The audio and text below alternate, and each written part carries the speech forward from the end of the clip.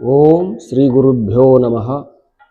ಶ್ರೀಮದ್ಭಗವದ್ಗೀತಾ 9ನೇ ಅಧ್ಯಾಯ 19ನೆಯ ಶ್ಲೋಕ. ತಪಾಮ್ಯಹಂ ವರ್ಷಂ ನಿಗೃಹ್ಣಾಮುತ್ಸೃಜಾಮಿ ಚ ಅಮೃತಂ ಚೈವ ಮೃತ್ಯುಶ್ಚ ಸದಸತ್ಯಹಂ ಅರ್ಜುನ.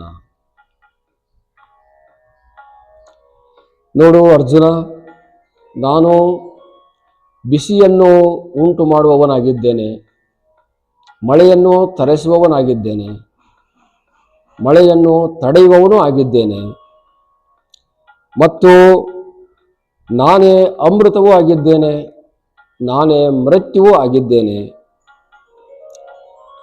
ಅಸ್ತಿತ್ವವೂ ನಾನೇ ಆಗಿದ್ದೇನೆ, ಶೂನ್ಯವೂ ನಾನೇ ಆಗಿದ್ದೇನೆ. ಹೀಗೆ ನನ್ನ ಅಸ್ತಿತ್ವ ಇದೆ ಅಂತ ಭಗವಂತನು ತನ್ನ ಅಸ್ತಿತ್ವವನ್ನು ಇನ್ನೂ ಸ್ಪಷ್ಟಪಡಿಸ್ತಾ ಇದ್ದಾನೆ.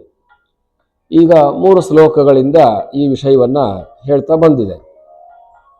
ನಾನು ಹೇಗಿದ್ದೇನೆ ಅಂತ ತನ್ನ ಸ್ವರೂಪವನ್ನು, ತನ್ನ ಅಸ್ತಿತ್ವವನ್ನು ತಾನು ಇಲ್ಲಿ ವ್ಯಕ್ತಗೊಳಿಸ್ತಾ ಇದ್ದಾನೆ.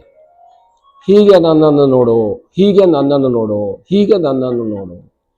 ಯಾವ ದೃಷ್ಟಿಯಿಂದಾದರೂ ನನ್ನನ್ನು ನೋಡು ಅನ್ನುವಂಥ ಆಶಯ ಇಲ್ಲಿದೆ. ಮಳೆ ಕೊಡುವವನು ನಾನು ಎಂಬ ದೃಷ್ಟಿಯಿಂದ ನನ್ನನ್ನು ನೋಡು, ಬಿಸಿಲನ್ನು ಉಂಟು ಮಾಡುವವನು ಎಂಬ ದೃಷ್ಟಿಯಿಂದ ನನ್ನನ್ನು ನೋಡು, ಮಳೆ ಬರುವುದನ್ನು ತಡೆ ಹಿಡಿಯುವವನು ನಾನೇ, ಅದನ್ನು ಕೂಡ ನನ್ನ ಆ ದೃಷ್ಟಿಯಿಂದಾದರೂ ನನ್ನ ನೋಡು, ಮಳೆಯನ್ನು ಸುರಿಸುವವನು ನಾನು ಎಂಬ ದೃಷ್ಟಿಯಿಂದ ನೋಡು. ಮತ್ತು ಇನ್ನು ಇಲ್ಲಿ ಬೇಕಾಗಿರ್ತಕ್ಕಂಥ ಮನುಷ್ಯರಿಗೆ ಸುಖ ಸಂತೋಷ, ಅದಕ್ಕೆ ಸಮಾನವಾಗಿರ್ತಕ್ಕಂಥದ್ದು ಅಮೃತ ಅಂತ ಹೇಳುವುದು. ಆ ಅಮೃತವು ಕೂಡ ನಾನಾಗಿದ್ದೇನೆ. ಸುಖ ಸಂತೋಷಗಳೇ ಅಮೃತ ಅಂತ ಹೇಳಿಕೊಳ್ಳುತ್ತೆ. ಅಂಥ ಅಮೃತವು ಕೂಡ ನಾನಾಗಿದ್ದೇನೆ. ಆ ದೃಷ್ಟಿಯಿಂದಾದರೂ ನನ್ನನ್ನು ನೋಡು. ಇನ್ನು ಮೃತ್ಯು ಅಂತ ಪ್ರಸಿದ್ಧವಾಗಿರುವಂಥದ್ದು, ಇದು ಎಲ್ಲರಿಗೂ ಕೂಡ ಬೆನ್ನು ಹತ್ತಿಕೊಂಡಿರುವಂಥದ್ದು. ಆ ಮೃತ್ಯುವು ಕೂಡ ನಾನಾಗಿದ್ದೇನೆ ಅರ್ಜುನ. ಇಲ್ಲಿ ನೀ ಏನೇನನ್ನ ಬಯಸ್ತೀಯೋ, ಏನೇನನ್ನ ನೋಡ್ತೀಯೋ, ಏನೇನನ್ನ ಕೇಳ್ತೀಯೋ, ಅದೆಲ್ಲವೂ ಕೂಡ ನಾನಾಗಿದ್ದೇನೆ ಎಂಬುದು ಎರಡು ಮಾತಿಲ್ಲ. ಹಾಗಾಗಿ ಈಗ ನೋಡು, ಶಾಖ ಅಂತ ಇರುತ್ತೆ, ಬಿಸಿ ಅಂತ ಇರುತ್ತೆ. ಸೂರ್ಯನಲ್ಲಿರ್ತಕ್ಕಂಥ ಬಿಸಿ ಏನಿದೆಯಲ್ಲ, ಅದು ಭೂಮಿಗೆ ಬಂದು ಭೂಮಿಯಲ್ಲಿರ್ತಕ್ಕಂಥ ದ್ರವಗಳನ್ನ, ವಸ್ತುಗಳನ್ನ ಅರಳಿಸುವಂತ ಕೆಲಸವನ್ನು ಮಾಡುತ್ತದೆ. ಹೂವುಗಳು ಅರಳುವುದನ್ನು ಮಾಡುತ್ತದೆ. ಹೀಗೆ ಭೂಮಿಯು ಹದಭರಿತವಾಗಿ ಅದು ಸಶಕ್ತವಾಗುತ್ತದೆ, ಬೆಳೆಗಳಿಗೆ ಉತ್ತಮವಾಗಿರ್ತಕ್ಕಂಥ ಶಕ್ತಿಯನ್ನು ಕೊಡುತ್ತದೆ. ಮತ್ತು ಮನುಷ್ಯರಿಗೂ ಕೂಡ ಆ ಬಿಸಿಲಿನ ಅವಶ್ಯಕತೆ ಇದೆ. ಅದು ಒಂದು ಔಷಧ ರೂಪವಾಗಿ ಪರಿವರ್ತನೆ ಆಗಿರುವಂಥದ್ದು.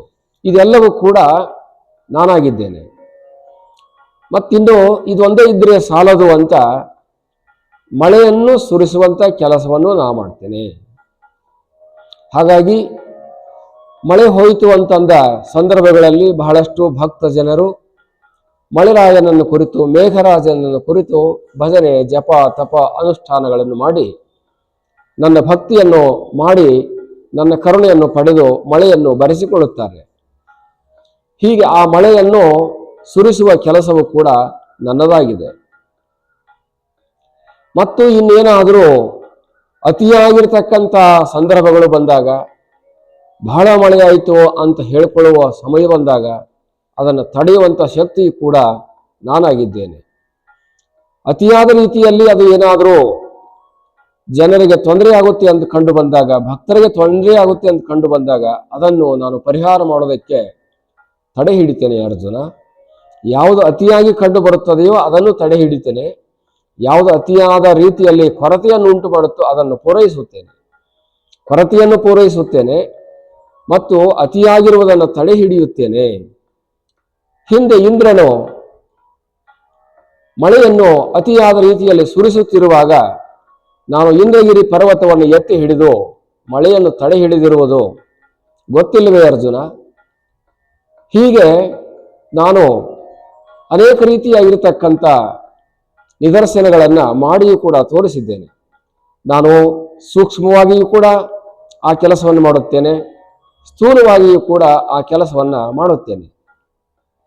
ಹಾಗಿರಬೇಕಾದಾಗ ಇನ್ನು ಮರಣ ಅನ್ನುವಂಥದ್ದು ಎಲ್ಲರಿಗೂ ಬೆನ್ನಿಗೆ ಊಟ ಕಟ್ಟಿಕೊಂಡು ಬಂದಿರುವಂತಹದ್ದು. ಯಾವಾಗ ಜನನವಾಗಿರುತ್ತೋ ಆವಾಗಲೇ ಮರಣ ಅನ್ನುವಂಥದ್ದು ಕೂಡ ಇಲ್ಲಿ ಶಾಸನವಾಗಿದೆ. ಹಾಗಾಗಿ ಆ ಮರಣವು ಕೂಡ ನಾನೇ ಆಗಿದ್ದೇನೆ, ನಂತರ ಅವರ ಜನನವು ಕೂಡ ನಾನೇ ಆಗಿರುತ್ತೇನೆ. ಹೀಗೆ ಎಲ್ಲ ರೀತಿಯಿಂದಲೂ ಕೂಡ ಎಲ್ಲ ಕೆಲಸ ಕಾರ್ಯಗಳು ಕೂಡ ನನ್ನವೇ ಆಗಿವೆ, ನನ್ನಿಂದಲೇ ನಡೆಯುತ್ತವೆ.